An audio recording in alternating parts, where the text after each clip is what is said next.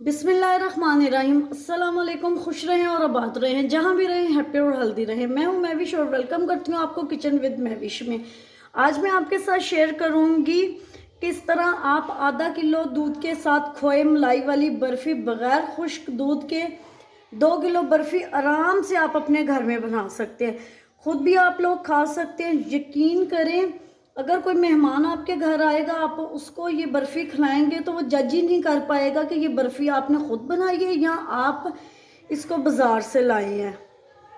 ये एक इतनी मज़े की रेसिपी और ये एक सीक्रेट फार्मूला है जो मैंने एक हलवाई से सीखा है। अगर आप भी खाना चाहते हैं इस तरह के मज़ेदार से बर्फ़ी तो आपने वीडियो को अंत तक ज़रूर वॉच करना। कोई भी पार्ट आपने स्किप नहीं करना। वीडियो थोड़ी सी लंबी होगी क्योंकि आपको स्टेप बाय स्टेप मैं सिखाऊंगी।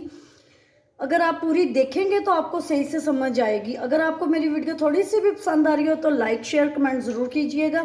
चैनल पर नए हैं तो किचन विद महविश को सब्सक्राइब कर लीजिएगा। मैं उम्मीद करूंगी कि आपको मेरी ये रेसिपी ज़रूर पसंद आएगी। आपने एक प्यारा सा कमेंट करना है और इस रेसिपी को ज़रूर ट्राई करना है। चलें इस रेसिपी को बनाना शुरू करते हैं। बिस्मिल्लाहिर्रहमानिर्रहीम। एक पैन ले लेंगे, उसमें मैं 1 कप चीनी का डाल दूंगी। आंच मैंने बिल्कुल स्लो रखी है। स्लो आंच पे इसको कैरमलाइज कर लेना है। हम चीनी जो है हमारी, आप देख सकते हैं कैरमलाइज होना शुरू हो गई है। चम्मच इसमें नहीं रोकना, वो मुसलसल आपने हिलाते रहना ताकि सब में इक्वल कलर आए। हमने इसको बहुत ज़्यादा डार्क नहीं करना, बल्कि हमने इसको गोल्डन कलर आने तक इसको कैरमलाइज करना है। हमने बस इसको ऐसा कलर देना है गोल्डन, ज़्यादा इसको डार्क कलर नहीं देना वरना ये जल जाएगी और इसका टेस्ट ख़राब हो जाएगा। अब इसमें 1/2 लीटर में दूध डालूंगी।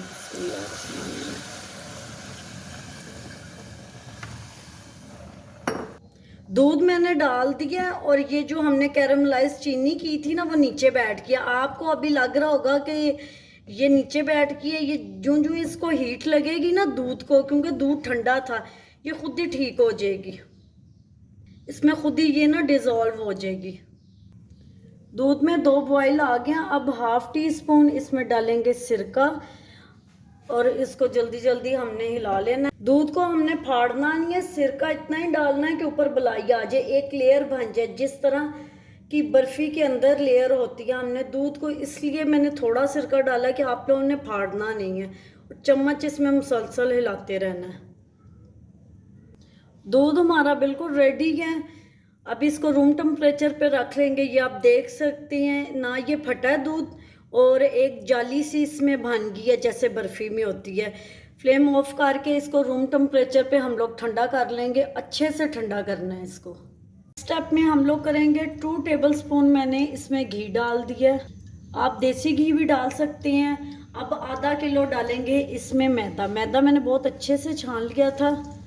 आंच आपने इसकी स्लो ही रखनी है और इसकी अच्छे से बुनाई कर लेनी है। बुनाई हम लोगों ने इतनी करनी है जैसे गंदम का आटा होता है ना, वैसे ये हो जाए। इसका कलर हल्का सा ब्राउन हो जाए और इसमें अच्छी सी स्मेल आना शुरू हो जाए।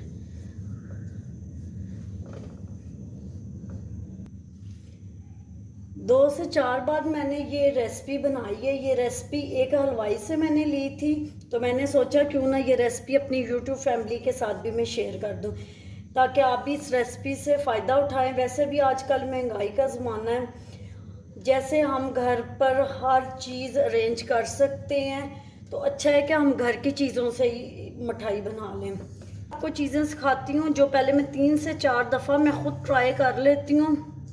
और ये तो रेसिपी मैंने ख़ास एक हलवाई से ली है, बहुत मुश्किल से मुझे ये रेसिपी मिली है।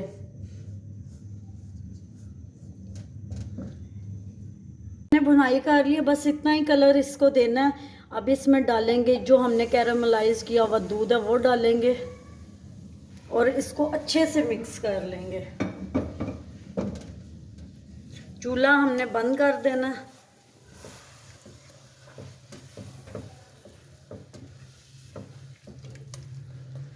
स्पैचुला की मदद से इसको अच्छी तरह गूंद लेंगे।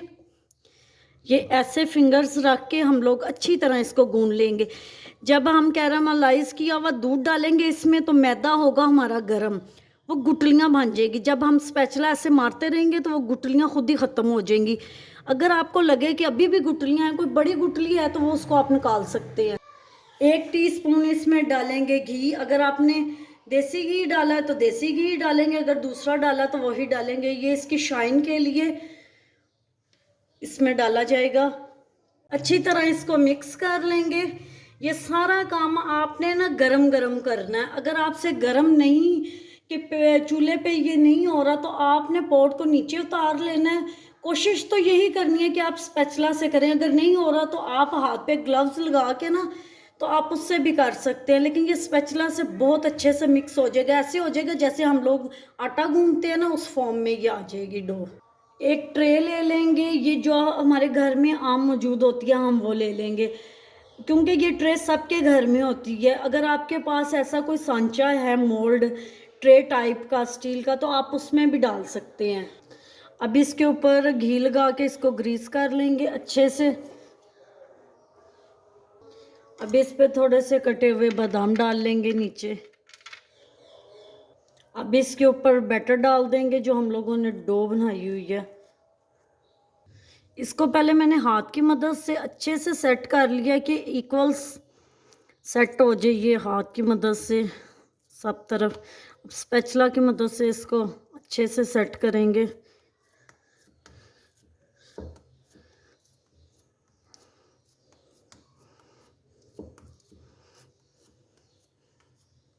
बर्फ़ी हमारी अच्छे से सेट हो गई। अब इसके ऊपर दोबारा हम लोग बादाम कटे हुए डाल देंगे। हमने नीचे भी डाले हैं, अगर आप ऊपर नहीं डालना चाहते तो आपकी मर्ज़ी है। मैंने दोनों तरफ डाल दिए हैं। ये बादाम मैंने ऊपर भी डाल दिए, आप देख सकते हैं। बर्फ़ी हमारी बिल्कुल रेडी है। अब इसको तकरीबन हम 2 से 3 घंटे के लिए फ्रिज में रखेंगे, फिर इसकी फाइनल लुक मैं आपको दिखाती हूँ। माशाल्लाह जी, बर्फ़ी रखे हुए 2 से 3 घंटे हो गया। बर्फ़ी हमारी बिल्कुल सेट हो गई है। अब इसकी कटिंग कर लेंगे।